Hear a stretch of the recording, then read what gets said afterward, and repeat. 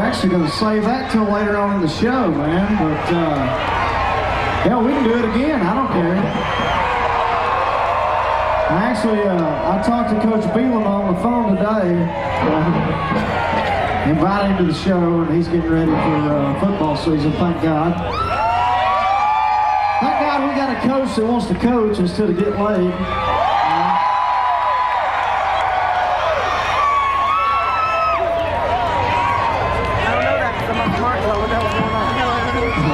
And he told me to make sure to call the Hogs, so we did it once. We might do it again. I don't know.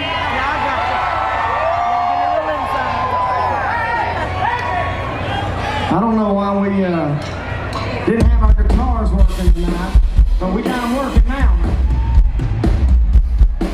I thought, you know what? Me growing up in Arkansas, we can't come to Arkansas and not play a song for all the rednecks in Arkansas.